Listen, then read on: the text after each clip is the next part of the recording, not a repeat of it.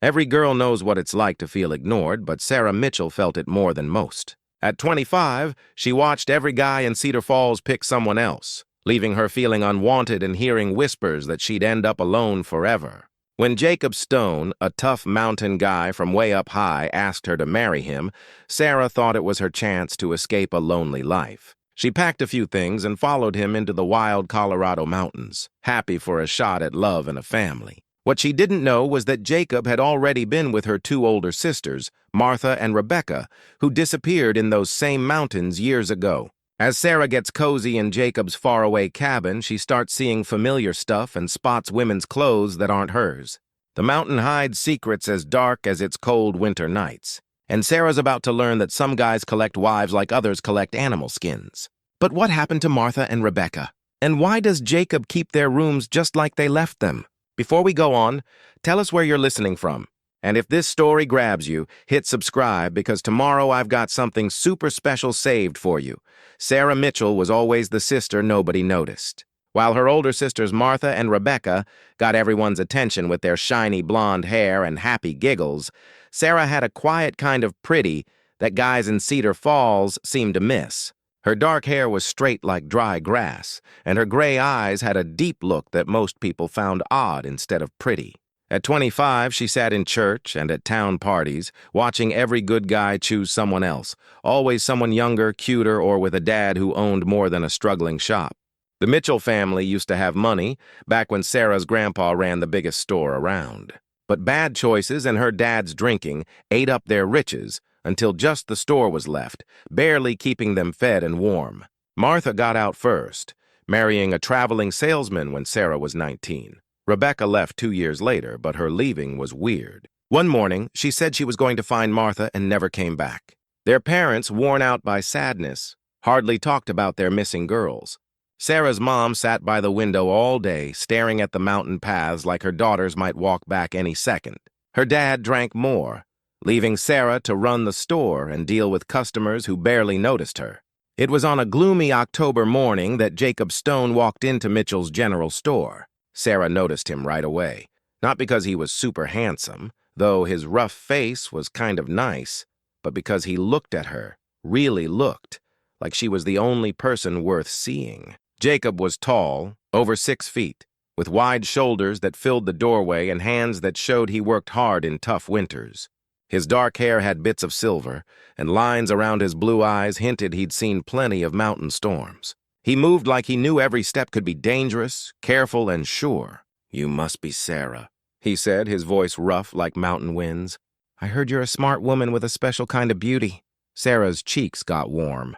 No guy had ever talked to her so directly, so honestly. She fumbled with some cloth she was measuring, suddenly noticing her old dress and rough hands. "I don't think we've met, sir," she said. Jacob took off his hat, showing more silver in his hair. "Jacob Stone. I live up past Widow's Peak. Been watching this town for a while, and I've noticed you." His words made Sarah's heart flutter. A guy had been thinking about her, finding her special. After years of being invisible, it felt amazing. Over the next few weeks, Jacob kept coming to the store. He showed up late when it was quiet, bringing little gifts, wild flowers from high-up places, honey from bees that shouldn't live so high, smooth stones from mountain streams.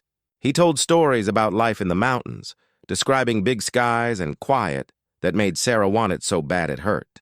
"A woman like you doesn't belong here," he'd say, pointing at the dusty shelves and creaky floors. "You belong somewhere fresh and open, where you can breathe." Sarah started looking forward to his visits so much it scared her. She'd spend extra time fixing her hair or wearing her one nice dress on days she thought he'd come. When he talked about his mountain home, she could almost smell the pine trees and feel the crisp air. The proposal came on a snowy November night. Jacob stayed late to help her lock up the store, and as she turned the key, he took her hands. His hands were warm, rough but kind. "Sarah Mitchell, I'm not good with fancy talk," he said, "but I know a great woman when I see one. You're the best in this valley. I'm asking you to be my wife, to come to the mountains and build a real life with me." Sarah's heart pounded. This was what she'd dreamed of all those lonely years, a guy who wanted her, who saw her value when others saw nothing. A small part of her brain warned her about marrying someone she'd only known for 2 months, about leaving town for the wild unknown. but her hopeful heart shouted louder, drowning out the warnings.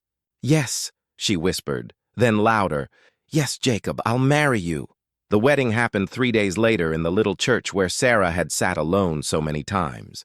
It was simple. Jacob had no family, and Sarah's parents seemed more relieved than happy. The preacher, Reverend Walsh, looked worried about how fast it was happening, but he did his job seriously. Sarah wore her mom's wedding dress, fixed to fit her smaller body. As she said her vows, she saw Jacob's eyes stay on her, his voice strong and sure when he promised to love and protect her.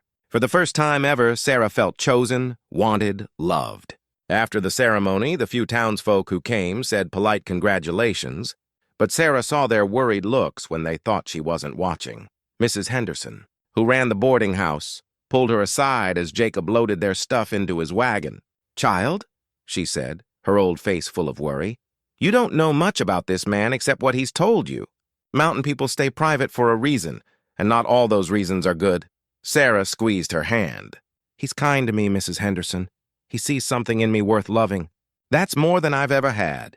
The trip to Jacob's home took all day, through wild, lonely land. The wagon path turned into a narrow deer trail, and they had to walk the last 2 miles through snow up to Sarah's knees. Just when she thought she couldn't go on, they reached a ridge, and Jacob's cabin came into view. It was bigger than she expected, made of huge pine logs with clay and moss filling the gaps. Smoke came from a stone chimney, and warm light glowed from the windows. A barn and smaller buildings sat nearby, all looking well-kept and prosperous. "It's beautiful," Sarah said, and she meant it. The loneliness that should have scared her felt like a safe place, somewhere she could belong without people judging her. Jacob carried her inside, his strength making her feel small and special. The cabin was warm and cozy, with handmade furniture that showed skill. A fire burned in the stone fireplace, and the air smelled of pine, leather, and a faint flowery scent, like her mom's rose garden. "Welcome home, Mrs. Stone," Jacob said, setting her down gently. Sarah looked around, seeing woven rugs, full shelves, and comfy chairs by the fire. It was more of a home than she'd ever had, more than she'd dared hope for. But as she looked closer, she noticed things that made her pause. There were women's touches everywhere. Pretty curtains, framed flowers on the mantel, a sewing basket with half-done embroidery by a chair. "Jacob," she said carefully, "whose stuff is this?" His face didn't change, but something in his eyes shifted like a door closing. "Just things I got in town over the years. Thought they'd make the place nice for a wife." It sounded reasonable, even sweet, but his tone made Sarah's skin tingle with worry. She told herself she was being silly, that years of being unwanted had made her doubt good luck. This was her wedding night, the start of her dream life. She wouldn't let silly fears ruin it. Jacob showed her the rest of the cabin, the neat kitchen, the stocked root cellar, the bedroom with a big bed covered in quilts that looked very girly. Everything showed comfort and care, like a man who'd planned for a wife.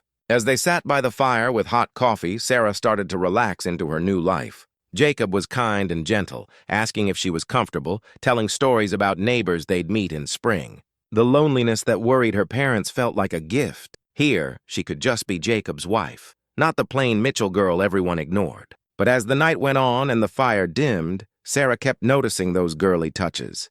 The sewing basket seemed to call her, and when Jacob went to check the animals, she couldn't help but peek inside. She found delicate work, handkerchiefs with fancy lace, pillowcases with tiny flowers, a baby's dress half-made in soft white cotton. Sarah's hands shook as she held the tiny dress, wondering who had been sewing for a baby that never came. The work looked new, the thread bright, the fabric fresh. Someone had sat in that chair, maybe weeks ago, dreaming of a baby while making these sweet, hopeful things. "Find something interesting?" Sarah turned to see Jacob in the doorway, his face hard to read in the lamplight. She quickly put the baby dress back, her cheeks red with embarrassment. "I'm sorry. I shouldn't have looked through your things." "Our things," Jacob corrected, stepping closer. "Everything here is yours now, Sarah. Everything." But his voice had a strange weight, and Sarah noticed he didn't answer her question about the baby clothes. Instead, he took the sewing basket and put it aside, his movements firm and final. "Come to bed, wife," he said softly. "Tomorrow I'll show you more of your new home."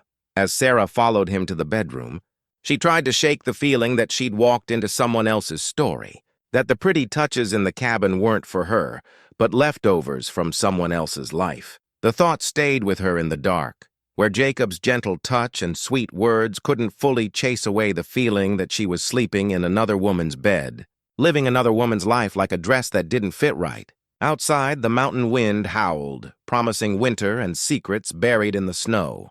Sarah's first week as Mrs. Stone felt like a dreamy blur of happy home life.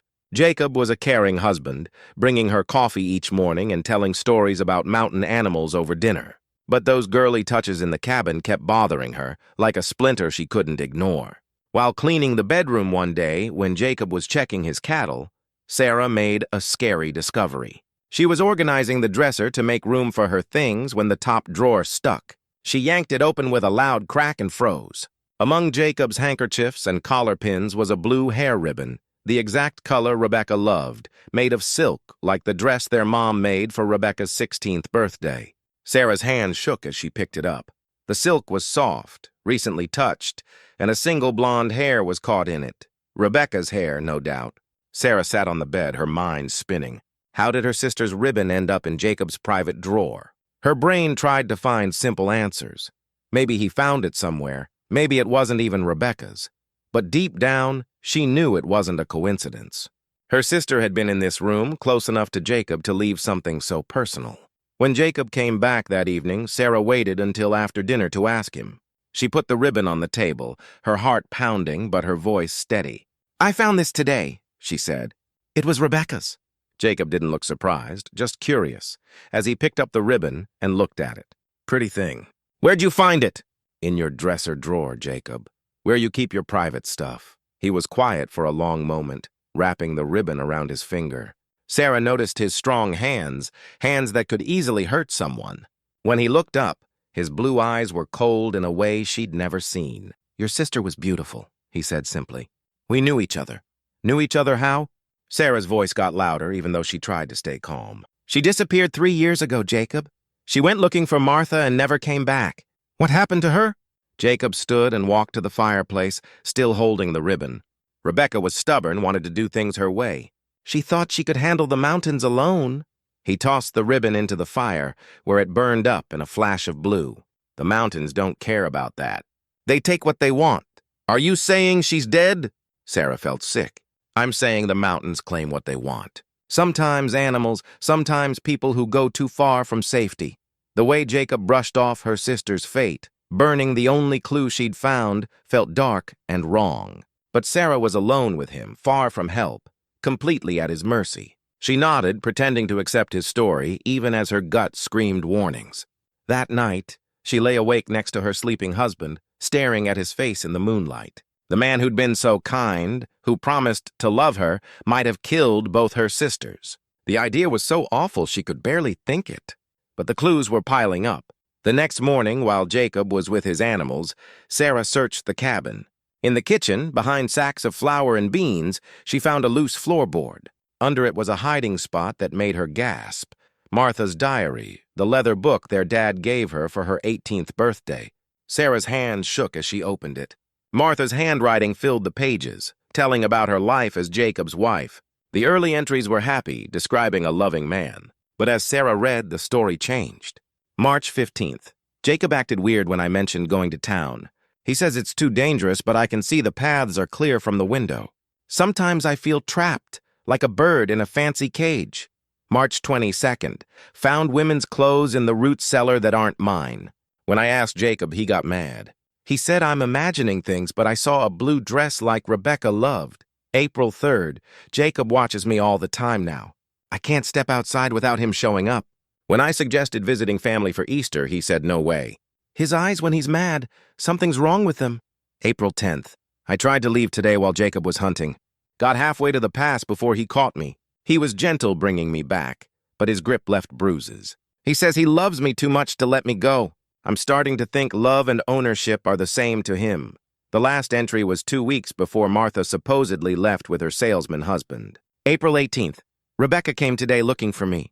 I was so happy but scared. I tried to warn her about Jacob, but she thought I was overreacting, that the mountains made me crazy. Jacob was charming at dinner, telling her stories. making her laugh. "She's staying in the spare room tonight. I hope I'm wrong, but I've hidden this diary where he'll never find it. If something happens to me, I want someone to know Jacob Stone isn't who he seems." Sarah's breath came fast as she finished reading. Martha had tried to warn Rebecca, but was too late. Both sisters fell into Jacob's trap, pulled by the same loneliness that brought Sarah here. She heard Jacob's boots on the porch and quickly hid the diary, fixing the flour sacks to cover the loose board. By the time he came in, she was at the stove, serving porridge with hands that barely shook. "You're quiet today," Jacob said, sitting at the table. "Just thinking about my sisters," Sarah said honestly. "I miss them." "Of course you do," he said, sounding kind, but Sarah heard the fake note in his voice. "Family's important. We should cherish the time we have." His words sounded like a threat now. Sarah nodded and smiled, acting like a happy wife while her mind raced.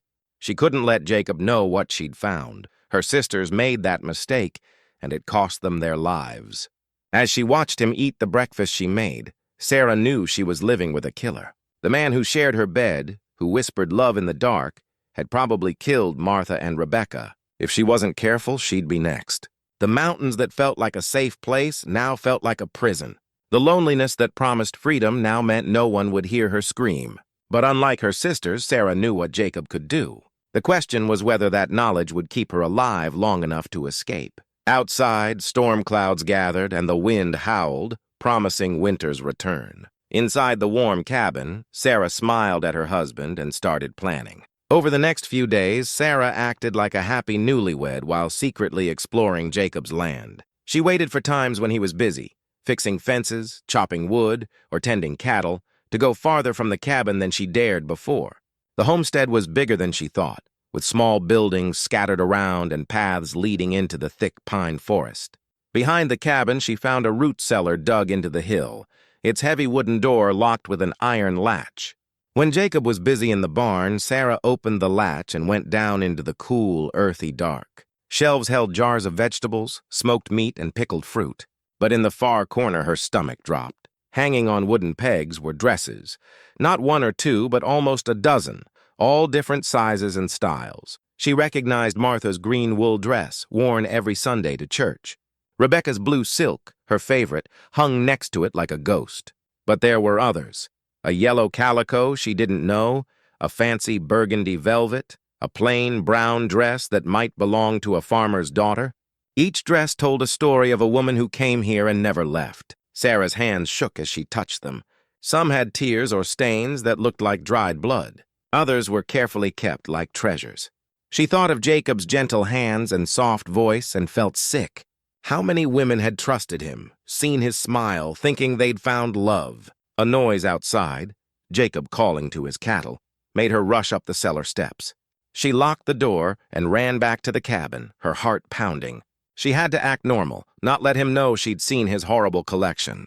That evening, as they sat by the fire, Jacob talked more than usual. He told stories about his years in the mountains, making himself sound like a guy who chose to live alone to escape city problems. But Sarah heard new meanings in his words. "It's pure up here," he said, his eyes shining in the firelight. "No nosy people or gossip. A man can live his way without rules holding him back." "Doesn't it get lonely?" Sarah asked, testing him. Jacob looked at her with a stare that made her uneasy. "I'm never alone for long. The mountains bring me what I need when I need it. Beautiful things always find their way to me." His words sent a chill through Sarah. She thought of Martha's diary, feeling like a caged bird of Rebecca's disappearance, of all those dresses in the cellar. Jacob didn't just find women, he collected them. 2 days later, while Jacob was hunting, Sarah met her first neighbor. She was hanging laundry when an old man came out of the trees leading a mule loaded with furs. His weathered face showed surprise. "Well, I'll be," he said, taking off his hat.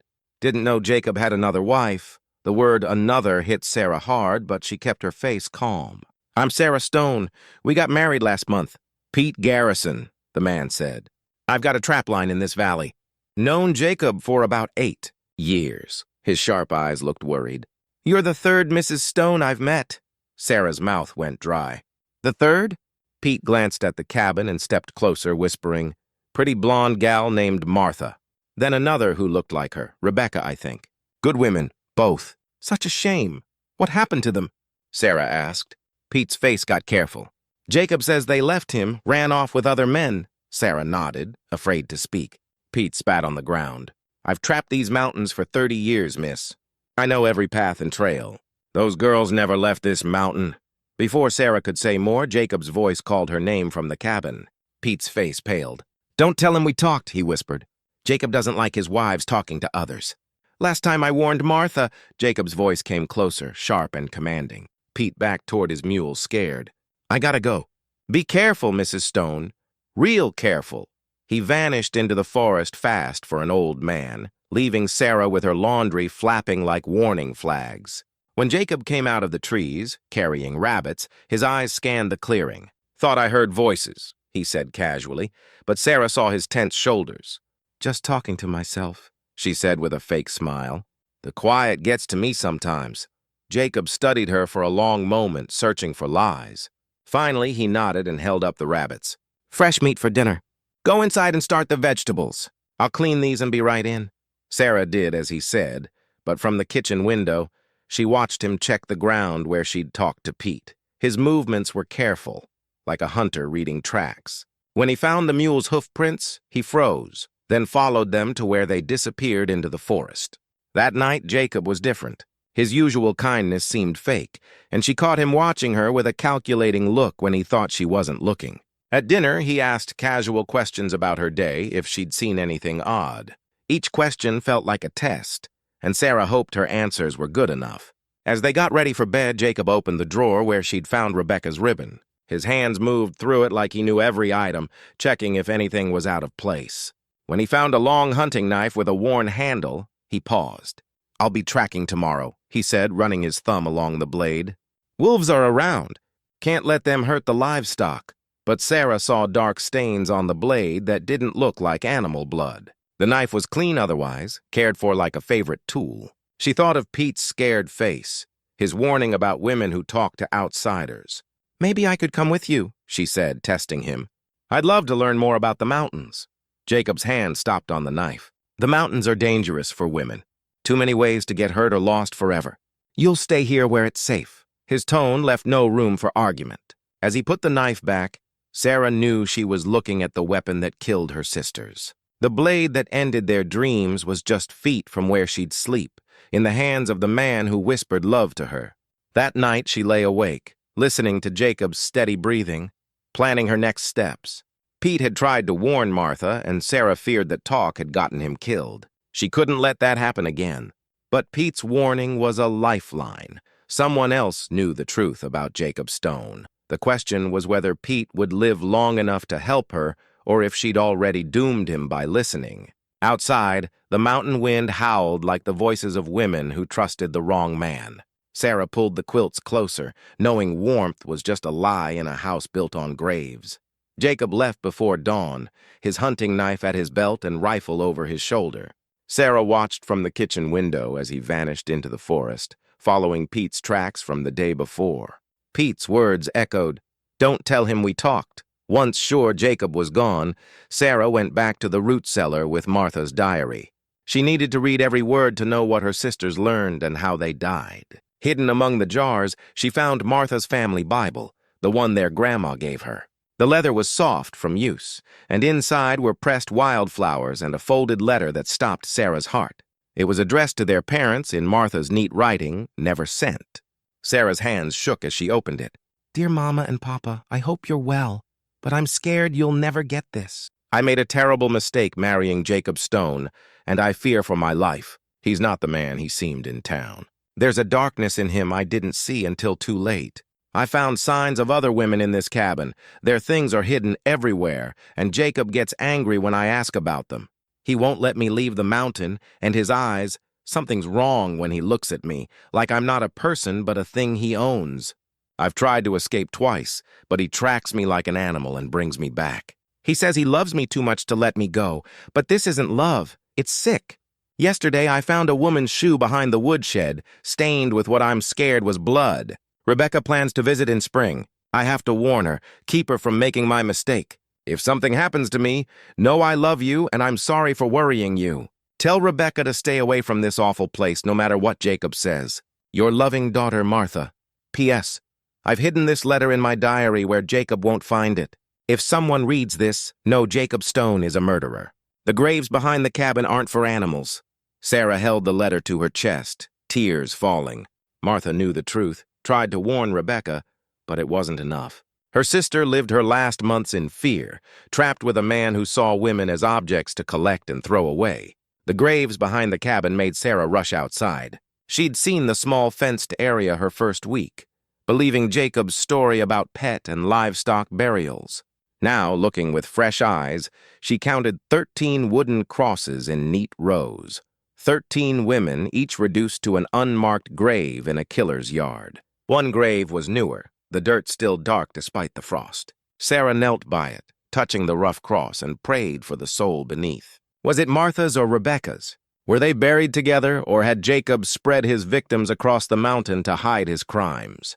A sound from the forest made her freeze, voices on the wind. Sarah ran back to the cabin and peeked through the curtains. Jacob was coming out of the trees, not alone. Behind him, stumbling and bloody, was Pete Garrison, hands tied, mouth gagged. Sarah's stomach twisted. Jacob had found Pete and brought him back like a prize. She watched as Jacob forced Pete to his knees by the chopping block, then went to the barn. He came out with rope and the hunting knife from his drawer. From behind the curtains, Sarah saw Jacob prepare for murder, testing the rope, checking the knife, setting out his tools like he'd done this many times. Pete struggled, eyes wide with fear, but Jacob ignored him like a butcher ignores a pig. Sarah knew she couldn't save Pete. He was already gone, but she might learn something to help her escape. She moved to the bedroom window to hear them. Jacob took off Pete's gag but left his hands tied. "You couldn't leave it alone, could you, old man?" he said. "Had to fill my wife's head with stories. She deserves to know what kind of monster you are." Pete gasped, blood on his lip. "How many women have you killed, Stone? How many families wonder what happened to their daughters?" "Enough to know what works," Jacob said like they were chatting about the weather. "You made Martha's mistake, thinking you could warn them, help them escape. But nobody escapes this mountain. Not them, not you." "The law will come for me eventually," Pete said. Jacob laughed, a cold sound. "The law thinks you died in an avalanche 2 years ago. It's easy to make someone vanish up here. A torn coat, some blood on rocks, maybe bones for animals to find. Nature does the rest." Sarah's blood froze. Jacob hadn't just killed women. He'd killed anyone who got too close to the truth. How long had this been going on? How many people had disappeared in his mountain hideout? "Sarah's different," Pete said, trying to stall. "Stronger. She won't break like Martha and Rebecca." "Every woman breaks eventually," Jacob said, testing the rope. "Some take longer. Martha lasted 6 months before she tried to run one last time. Rebecca only 3 weeks. She was too suspicious, too quick to think the worst." "And if Sarah tries to leave?" Jacob's smile was clear even from Sarah's spot. "She'll join her sisters in the garden behind the cabin. But I don't think it'll come to that. Sarah's lonely, desperate for love. She'll convince herself staying is better than dying, like the others did until they gave up." Sarah watched, sick, as Jacob put the noose around Pete's neck. Pete closed his eyes, praying quietly. With one smooth move, Jacob threw the rope over a tree branch and pulled. Sarah turned away before the end, covering her ears to block the sounds.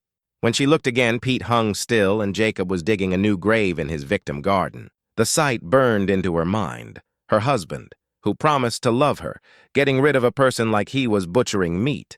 This was what happened to her sisters, to all the women whose dresses hung in the cellar like a museum of death. As Jacob worked, whistling, Sarah saw the full horror of her situation. She wasn't just trapped with a killer, but a predator who'd perfected his ways over years. He knew how to isolate women, break their spirits, make them think giving in was surviving. But Sarah had one edge her sisters didn't. She knew Jacob's true nature from the start. Martha and Rebecca learned too late, already alone and weak. Sarah could use Jacob's expectation of her slow surrender against him, acting like a good wife while planning her escape. When Jacob finished and headed to the cabin, Sarah got back to the kitchen and started dinner. Her hands shook as she peeled vegetables, but she forced a happy face. She was stirring stew when Jacob came in, blood under his nails. "Smells great," he said, kissing her cheek like he hadn't just killed a man. "Nice day?" "Quiet," Sarah said, her voice steady. "I cleaned and mended your shirts." Jacob nodded, pleased. "A wife's work never stops." Glad you're settling in." As they ate, Sarah watched him, amazed at how he could act so normal. To anyone else, he'd seem like a loving husband enjoying his wife's food. But Sarah saw the blood under his nails, smelled the pine on his clothes from the rope. "Saw wolf tracks by the barn," Jacob said casually. "Big ones. Gotta protect what's mine." His words chilled her. Was he talking about real wolves or warning her about running? She nodded, acting worried, but her mind raced with plans. She knew what Jacob could do, had seen proof of his crimes. The question was whether she could stay alive long enough to escape or end up as another grave in his deadly garden. One thing was sure, she wouldn't go quietly like her sisters. If Jacob wanted to add her to his collection, he'd find some prey fight back. The morning after Pete's murder, Sarah waited until Jacob left to check his traps before starting her riskiest search yet. She had to know if her sisters were in that awful garden, needed to see proof with her own eyes. With a small garden spade, she went to the newest grave, its dirt still dark. The wooden cross had no name, just rough marks that might be initials. Her hands shook as she dug. The mountain dirt was tough, full of roots and rocks, making it slow and painful. Her hands blistered fast and her back hurt, but she kept going. She had to be sure. 6 inches down, her spade hit something not dirt or stone. It shone silver in the morning light like a tiny mirror. Sarah's breath stopped as she carefully dug it out, brushing away dirt with shaky fingers. It was Rebecca's silver locket, the one their grandma gave her at 18, with a tiny family photo inside from before everything went wrong. Sarah's face looked back from the faded picture, with Martha and Rebecca all smiling with happy innocence. The locket's chain was broken, like it was ripped off in a fight. Dark stains on the silver hinted it was buried with its owner, a last link to home Jacob didn't take. Sarah held the locket and cried for her sisters, for their short lives, for families who'd never know what happened. But she couldn't stay sad long. She filled the grave back up, hiding her digging, and tucked the locket inside her dress by her heart, a reminder to keep going.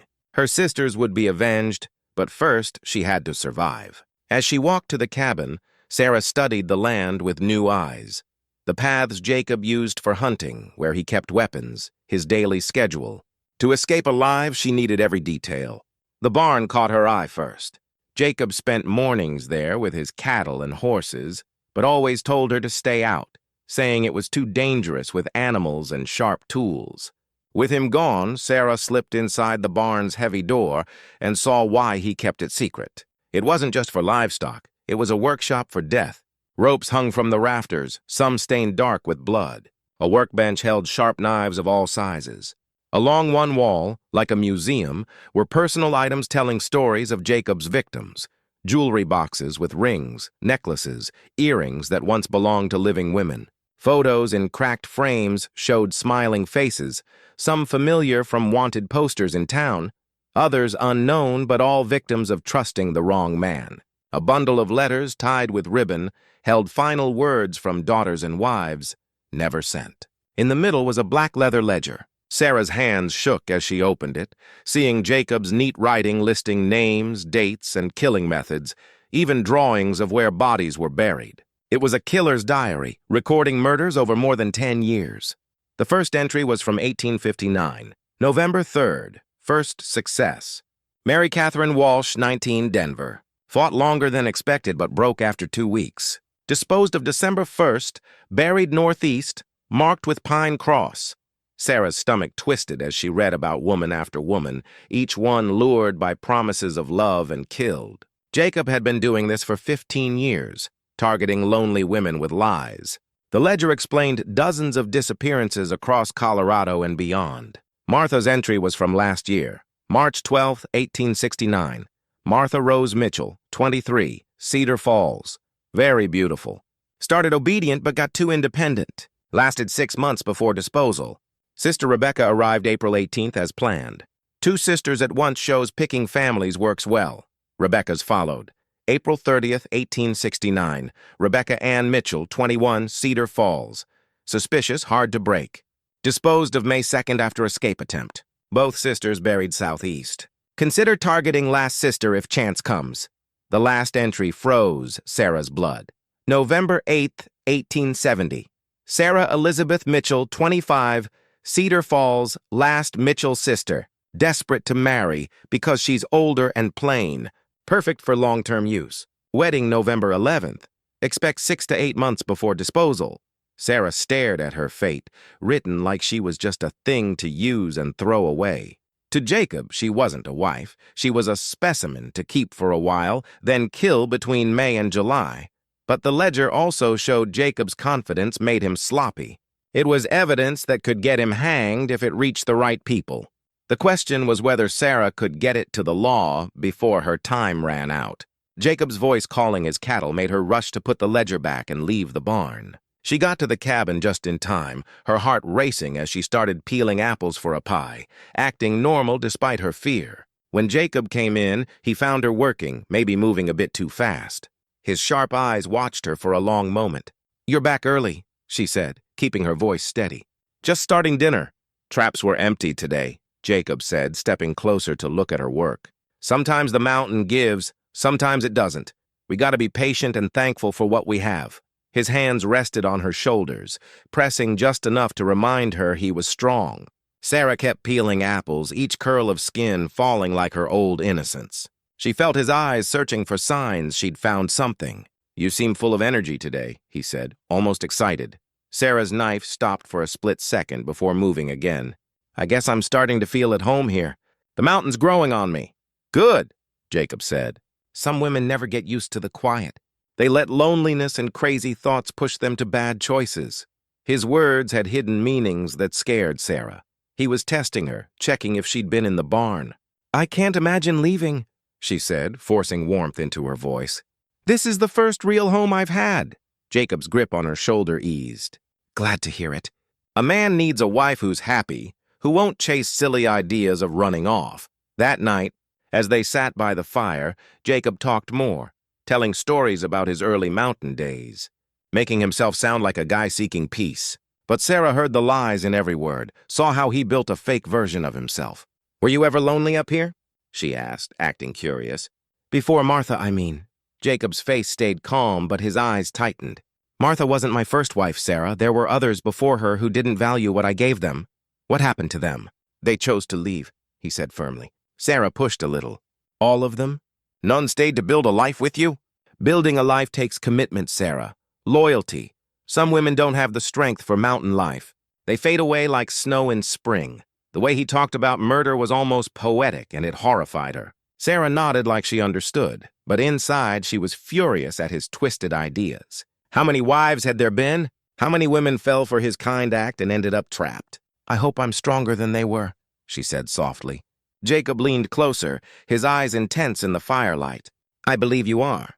You're different from the others. You accept your place in the world. You know some people give and others take." Sarah nodded like it made sense, but inside she hated his sick philosophy. Jacob thought his victims were weaker, that their deaths were their fault, not his. Later, as he slept, Sarah lay awake, planning her escape. She couldn't just run. Jacob was a skilled tracker who knew every path. She couldn't fight him. He was bigger and armed. And she couldn't count on help, since he'd killed anyone who got close to the truth. But she had two advantages. She knew his true nature, and she had evidence that could ruin him.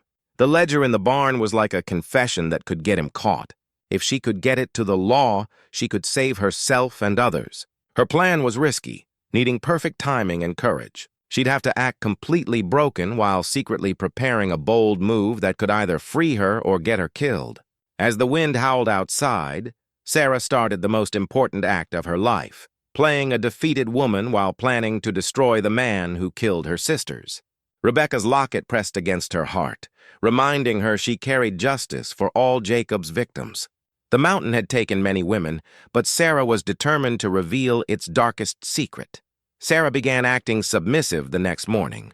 She started small, asking Jacob's opinion on every little house choice, agreeing with him even when she knew better. When he suggested changing the kitchen setup, she agreed happily. When he said her hair looked better down, she took out the pins right away. Jacob noticed, clearly pleased, talking to her like a pet learning tricks. Sarah hid her disgust and smiled. At dinner, he praised her new attitude, and she acted grateful, playing the part of a woman accepting his twisted world. "I've been thinking about what you said," she told him as they washed dishes, "about some women not being strong enough for mountain life. I think I get it now. Jacob stopped wiping a plate. Oh, what do you get? Sarah picked her words carefully, using what she'd learned from Martha's diary and Jacob's own hints. Some women fight who they are instead of accepting it. They waste energy struggling instead of finding joy in going along. Very smart, Jacob said, nodding. Many women never learn that. They tire themselves out fighting and make everyone miserable. Over the next week, Sarah leaned into her act. She stopped asking about town, stopped suggesting visits, stopped caring about anything outside Jacob's land. When he spoke, she listened eagerly. When he decided things, she praised him. When he touched her, she acted like she loved it.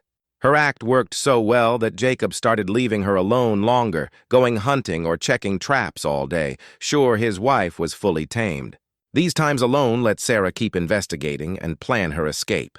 During one long trip, she made her scariest find. In the root cellar, inside a trunk, she found Martha's wedding dress, the one their mom wore, passed down through 3 generations. The white silk was clean and pressed, stored like a treasure. Next to it was another dress, ivory satin with pearl buttons, one Rebecca described in her letters, made by hand for a wedding that never happened. And there were more, a dozen wedding dresses, each one a woman who thought she'd found love. Jacob's private collection, keeping the moments when his victims were most trusting. Sarah's hands shook as she looked at each dress, imagining the women, their hopes, their deaths. Some had tears or stains, signs of their final fights. Others were perfect, as if their owners died still believing Jacob's lies. At the trunk's bottom, wrapped in cloth, were photos of his victims in their wedding dresses taken in town studios. Jacob was in some, looking gentle, the same look that fooled Sarah. The photos showed his crimes went back to 1858, over a decade of targeting vulnerable women. Sarah searched his face in the pictures for the monster, but he hid it well, showing only kindness and love. No wonder so many fell for him. She had too, until she found the truth. As she closed the trunk, Sarah knew she had evidence that could get Jacob hanged. The photos, the ledger, the personal items. But getting it to the law meant escaping alive, and Jacob made it clear nobody left his land without his say. The idea hit her one sleepless night in late December. Jacob said he made monthly trips to towns, trading furs for supplies. His next trip was in early January, leaving for almost a week. Sarah prepared carefully, gathering food, warm clothes, and the worst of Jacob's evidence. She studied his maps, planning a route not to Cedar Falls, where he'd expect her, but to Denver, where federal marshals wouldn't be swayed by Jacob's reputation.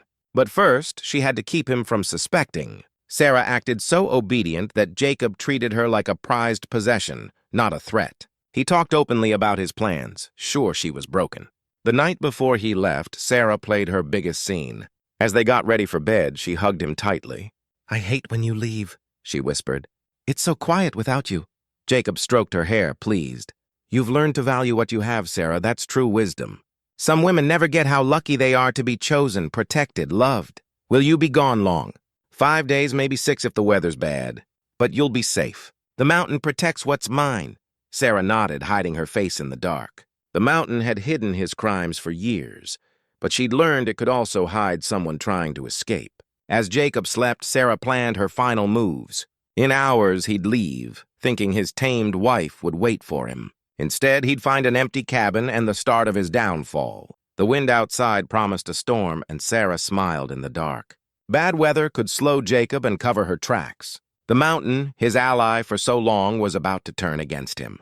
Rebecca's locket pressed against her heart, a reminder of the women who didn't live to see this. Sarah would carry their memory down the mountain to a world that needed to know about Jacob's stone. The dead deserved justice, and she was ready to deliver it. Jacob left before dawn on a Tuesday in early January, his wagon full of furs, promising to be back by Sunday. Sarah stood in the doorway, waving like a loving wife. The second he was gone, she moved fast. First, she gathered evidence to ruin Jacob, key photos from the trunk, pages from his murder ledger, jewelry that could be linked to missing women. She packed them in a leather bag easy to carry.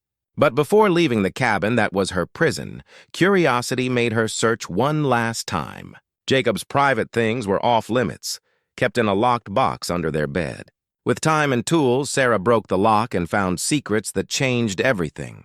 At the top was a sheriff's badge from Leadville, Colorado, and a warrant for Deputy Jacob Steinman, wanted for raping and killing 3 women in custody. Newspaper clippings told of a manhunt for a corrupt deputy who vanished with case evidence. Sarah's hand shook as she read. Jacob wasn't just a killer, he was a former lawman who used his job to hurt women. The warrant was from 1858, meaning he'd been hiding in the mountains for 12 years, killing with skills he learned as a deputy. The articles showed a pattern of abuse. He'd volunteered to move female prisoners, handle missing person cases, and investigate attacks on women using his role to cover his crimes. The worst was a letter in Jacob's writing, never sent, to someone called Brother. The lawman life was useful but got too risky. Too many questions about missing prisoners and lost evidence. The mountains better for hunting. Lonely women desperate to trust a stranger. No witnesses. Plenty of wild to hide mistakes. I've perfected your marriage trick. Legal access and cover with a remote spot for total control. Women come willingly and vanish without questions. Locals think they just moved on, like frontier women do. The collection's at 15 now, averaging 4 months before disposal. I keep records as you asked, tracking methods for later. Targeting families works great. The Mitchell sisters came one after another, each chasing the last. I expect more success with related women. Sarah's vision blurred. Jacob wasn't alone. There was a brother, maybe a real one or a partner, either killing too or helping Jacob. The letter hinted at a network of killers sharing tips, treating women like trophies. This changed her escape plan. She wasn't just running from one killer, but exposing a whole group. The evidence could save countless lives, but made her a bigger target. As she closed the box, Sarah found a small journal like Martha's, but in a stranger's writing. The first entry, from October 15, 1870, read, Brother Jay reports success with final Mitchell sister. Plans to keep her longer due to few good targets in area, suggests 6-month timeline before disposal and moving to new grounds. Sent info on 3 unmarried sisters in Laramie, Wyoming. Desperate and isolated enough to vanish easily. Will time it to avoid overlap. The journal detailed a campaign targeting women across the West, signed Brother M, mentioning other killers by initials. The last entry, from December 20th, 1870, froze Sarah. Brother Jay says Sarah Mitchell fully submissive. Plans to keep her through spring before disposal. Found a replacement if needed early. Widow Emma Hartwell nearby shows concern for Brother Jay. Sarah's stomach twisted. Emma, the kind widow who helped bury Jacob's animal remains, was his next target, set to die once he was done with Sarah. This added urgency to her plan. She wasn't just saving herself, but Emma and others. The evidence could stop a network, but only if she got it to honest authorities. Sarah decided to stop at Emma's cabin first, to warn her, instead of going straight to Denver. A storm was coming, promising snow to hide her tracks. She took one last look at the cabin, then stepped into the wild, carrying evidence to bring down killers. But as she moved toward Emma's, she felt watched. Had Jacob faked his trip? Was he tracking her, letting her think she'd escaped while setting a deadlier trap? The wind whispered warnings and every shadow hid danger. Sarah clutched her evidence and kept going, knowing the next hours would decide her fate and others. The mountain, full of secrets, would only reveal them if she survived to tell the world what she found in that locked box.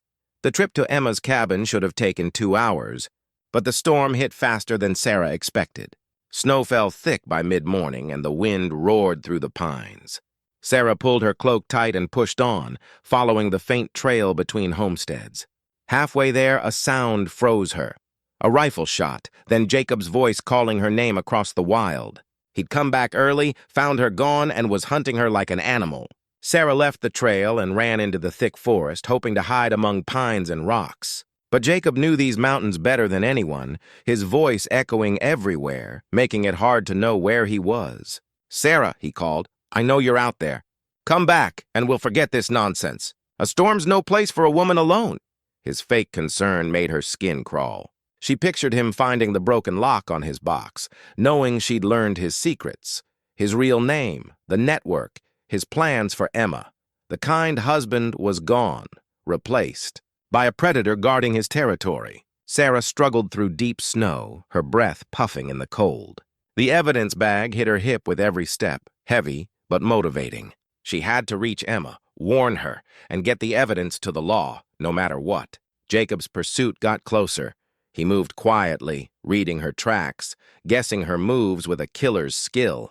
Sarah knew she couldn't outrun him, not in this storm, not on his land. Then she remembered a landmark from Martha's diary, the old mining claim where Martha hid supplies for an escape she never made. Sarah turned toward it, praying the supplies were still there. The mine entrance was hidden by snow and branches, but she found it and slipped inside. The tunnel went deep into the rock, left by miners who gave up when the ore ran out. 50 feet in, Sarah found Martha's bag, dried food, clothes, and a loaded shotgun with extra shells. On the wall, Martha had carved, "For whoever finds this, Jacob Stone is a murderer. Kill him before he kills you." Sarah checked the shotgun, her hands shaking. She'd shot small game as a kid with her dad, but never at a person.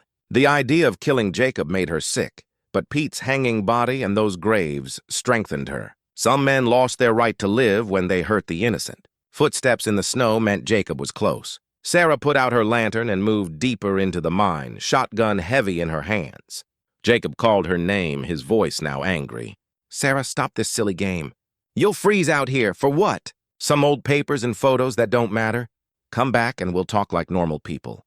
But Sarah knew from his ledger what talk meant. He'd charm her, then kill her like the others. The mine entrance darkened as Jacob appeared, rifle ready but not aimed, still acting like a worried husband. In the dim snow light, Sarah saw his true face. Cold, angry, a predator cheated of his prey.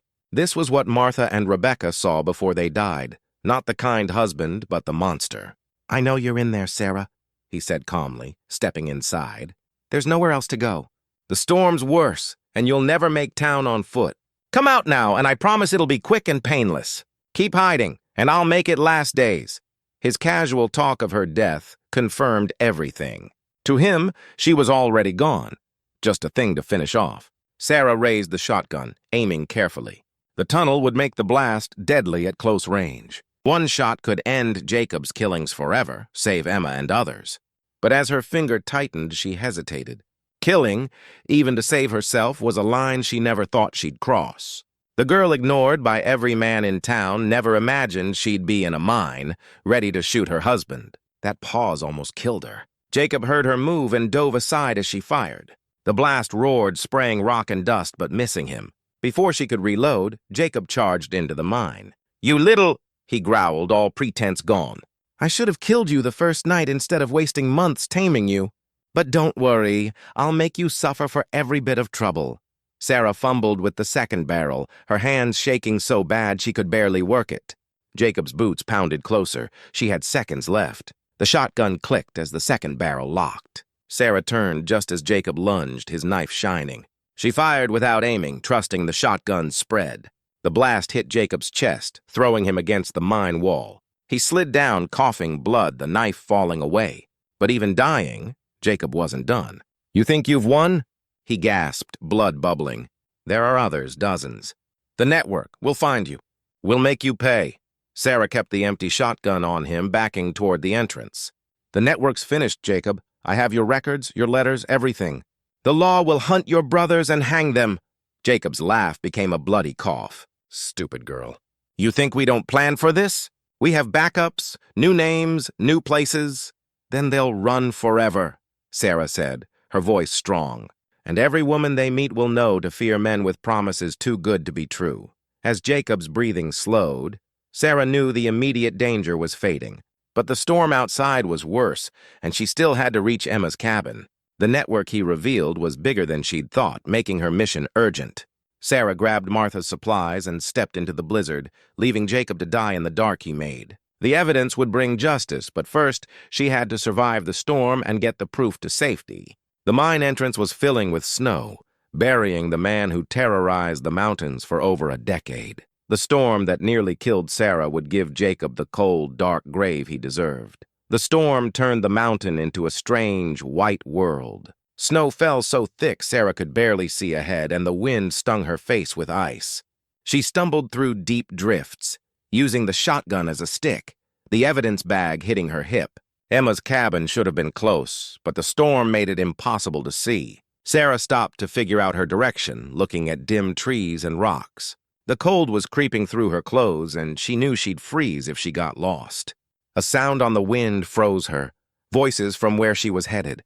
For a second, she hoped Emma had sent help, but the voices were unfamiliar men, and their words chilled her. Trail goes this way, but snow's covering it fast. Doesn't matter, she can't get far in this. Jacob's orders, find her, get the evidence. What we do with her after is up to us. Sarah hid behind a big pine, praying the storm hit her. Jacob's brothers had come faster than she expected, tracking her like wolves. How many were there? How did they find her so quick? As they got closer, she heard 4 voices, their gear showing they were expert mountain men, used to hunting in bad weather. They had lanterns and moved like a team. Check the mining claim, one said. If she found Martha's stash, she might be hiding there. Already checked. Found Jacob's body, no sign of her. She's heading for the Hartwell place.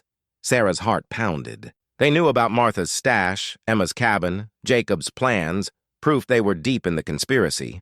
They weren't just chasing her. They had a plan to stop any leaks. As they passed, Sarah heard more. Networks at risk if those papers reach federal marshals. Active operations in 6 territories. Brother M says we might shut down and move everything. 17 operations meant 17 killers like Jacob across the West, each hunting women with the network's help. Sarah's evidence wasn't just about one killer. It could expose a huge conspiracy. Once they passed, Sarah turned away from Emma's cabin. She couldn't lead killers to her friend. Instead, she'd find another way to town. But the storm was worse, and she was getting weak. Her feet were numb, and ice stuck to her eyelashes and cloak. Then she remembered Pete's cabin, 2 miles northeast, stocked for winter, and a place the network wouldn't expect her to go. They'd focus on Emma's or main trails. Sarah headed for Pete's, using his old stories to guide her through the storm. The trip was a nightmare.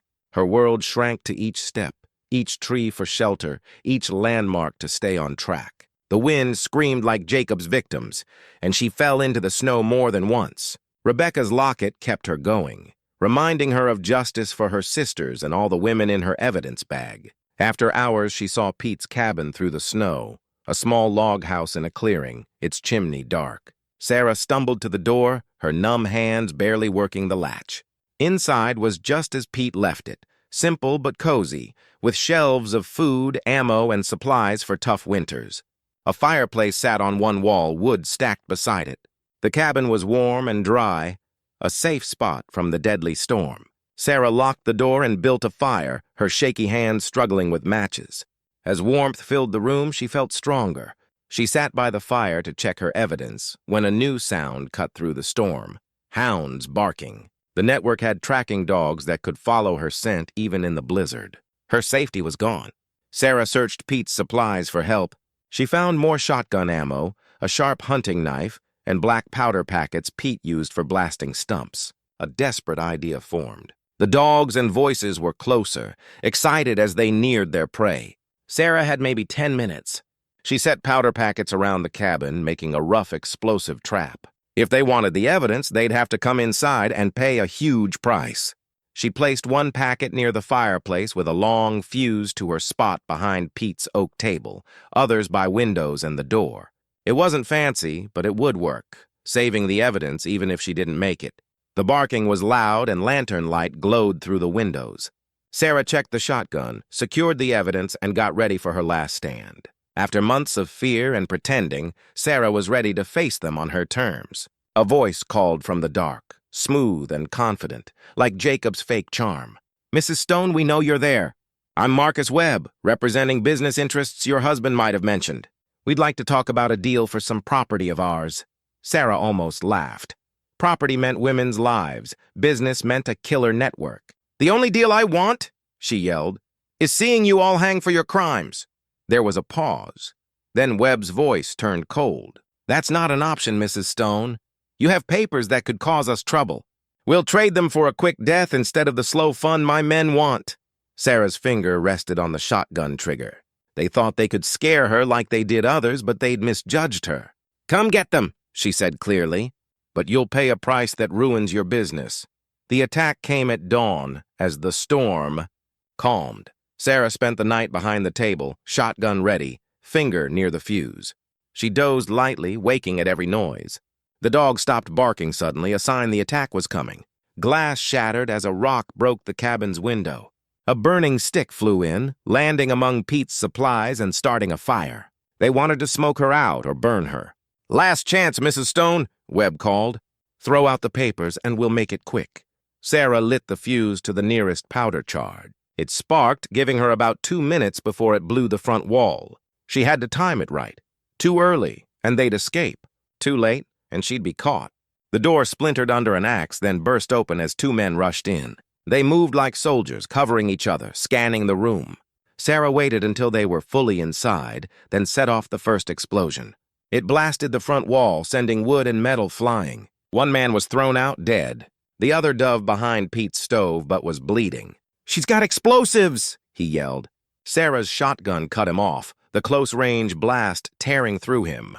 He fell by the stove, his rifle lost in the flames. But the explosion set the cabin on fire. Smoke filled the room, making it hard to see or breathe. Sarah grabbed her evidence and headed for the back wall, where Pete's axe hung by logs. Another window broke as a man dove in, landing with a pistol aimed at her. She recognized him from Jacob's photos, a thin man with pale eyes, moving like a trained killer. "Drop the gun," he ordered. "Mr. Webb wants to talk before we finish this." Sarah kept her shotgun aimed. At this range, both would die. "Talk about what? How many women you've killed? How many families you've broken?" His smile was empty. "You're thinking small, Mrs. Stone. This goes across 6 territories with big people, politicians, judges, rich men who like what we do. Your husband was just one part of a bigger plan. A plan that ends today," Sarah said. "Not likely. Even if you kill me, even if those papers get out, we've got backups. New names, new places, new ways. You might slow us, but you can't stop us." Sarah's finger tightened. "Maybe not, but I can make it cost you." The gunfight was quick and brutal. Both fired at once, the shots roaring together. Sarah felt a bullet rip through her shoulder, spinning her into the wall. But her shot hit too, blasting the man's chest. As he fell, he gasped, "Webb has your friend, the widow Emma." They'd taken Emma to use against her. Rage burned hotter than the flames. These monsters killed her sisters, now threatened Emma. Sarah staggered to the back wall, her shoulders screaming. The cabin was a firestorm, and the powder charges would blow soon. She grabbed the axe and hacked at the logs, each swing agony but driven by desperation. The wall gave way as the roof started to collapse. Sarah dove through, rolling in the snow to put out flames on her clothes. She stood, looking for enemies. The forest was quiet, the storm gone, leaving snow reflecting the fire's glow. Tracks led away from the cabin, but no killers remained. Webb and his men had retreated after losing half their group. But they had Emma, changing everything. Sarah couldn't just run to the law now. Emma would die if she did. She pressed her hand to her bleeding shoulder, thinking. The evidence could end the conspiracy, but she had to save Emma first. That meant tracking killers through rough land while hurt and tired. As Pete's cabin burned, Sarah decided to hunt the hunters, find their hideout, and save Emma. The network taught her survival lessons they'd regret. The mountain had taken many women, but it would see a woman rise who refused to be a victim. With Rebecca's locket and Martha's courage, Sarah set out to end the nightmare. 3 days after Pete's cabin burned, Sarah hid in the forest, watching Webb's camp at dawn. Her shoulder hurt with every heartbeat, and she was exhausted, but her will was unbreakable. She'd tracked the killers to an old logging camp in a remote valley and saw Emma was alive, tied up in the main building. The camp looked quickly set up. Webb had at least 6 men, professional killers with rifles and cold skill. But Sarah spent 2 days learning their habits, finding weaknesses, planning a rescue that could save Emma or kill them all. She carried Pete's last powder packets and everything she'd learned about the network. Their organized violence was now a flaw against someone who knew their ways and wasn't scared. Sarah moved during the guard shift change, when they weren't watching the forest, slipping past their defenses to the main building. Her heart raced as she peeked through a gap in the logs. Emma was tied to a chair, bruised but alert. Webb paced nearby, annoyed at delays. 2 guards stood by the door, others moving outside, likely planning to hunt Sarah. "Your friend's tougher than we thought," Webb told Emma. "Jacob said she was broken, ready to toss. Instead, she's killed 3 of our men and messed up our Colorado work." "Sarah's stronger than you know," Emma said firmly. "She'll make you all pay." Webb laughed coldly. Even if she gets to the law, which she won't, we've got plans. New names, new places, big friends who keep our work quiet. We've lasted over 10 years by being ready for anything. Sarah had heard enough. She set a powder charge by the building's base, lit the fuse, and hid. The blast shook the valley, collapsing a wall and causing chaos. Sarah ran through the smoke, axe in hand, locket burning against her heart. One guard was crushed by debris. The other was stunned, reaching for his rifle when Sarah's axe split his head. Webb aimed his pistol at Emma, but Sarah tackled him. They fought for the gun, which fired into the ceiling. Emma struggled against her ropes. Webb threw Sarah off and lunged for his rifle, but Sarah was faster, driving Pete's knife into his back, hitting his heart. He fell, shocked a woman beat him. The other killers rushed toward the building, drawn by the noise. Sarah cut Emma's ropes and gave her Pete's spare pistol. "Can you shoot?" she asked. Emma's smile was fierce. "My husband taught me well. These men killed him for asking about Jacob." The last fight was short but fierce. The killers expected an easy target, not two armed women with nothing to lose. Sarah and Emma held the ruined building, shooting attackers as they tried to enter. When it ended, 5 men lay dead in the snow, their blood steaming. Sarah and Emma walked out, hurt but alive, carrying evidence to expose the network. The trip to Denver took 2 weeks, slowed by Sarah's wounds and avoiding Webb's allies. But the federal marshals listened, shocked by the evidence.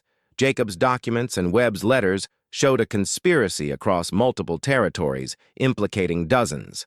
The trials made headlines. Sarah's testimony convicted 17 men for murder and conspiracy, with Emma's local knowledge sealing their cases. The network that terrorized women across 6 territories was done. Sarah went back to Cedar Falls a new woman. The scared girl who married Jacob was gone, replaced by someone who knew her strength. She sold her parents' failing store, using the money and reward funds to start a safe place for women escaping danger. Emma became her partner, using her own survival story to help others. Together, they built a network to protect, not harm, the vulnerable. On quiet nights, Sarah held Rebecca's locket by her fireplace, thinking of her sisters who didn't see justice. Their deaths led Sarah to uncover crimes that could have gone on forever. By saving herself, she saved countless women who'd never know how close they came to her sister's fate. The mountain where Jacob hid his secrets was empty, reclaimed by the wild. The graves behind his cabin were opened, victims identified where possible, and given proper burials. Sarah went to every funeral, bringing flowers and the knowledge these women were remembered, not as victims, but as the reason justice came to the mountains. In dreams, Sarah returned to the burning cabin, hearing Martha's voice urging her to be strong, feeling Rebecca's courage when hope seemed gone. The sisters were together again, bound by love death couldn't break. The mountain wind no longer carried lost voices but whispered of survival, of women finding strength, and a network learning too late that some pray fight back. Sarah's wedding ring from Jacob lay at the bottom of a lake, thrown there when the trials ended. She wore Emma's simple gold band instead, a sign of chosen family and bonds built in struggle. Some marriages were lies and control, but the best partnerships were built on respect and courage to face any danger.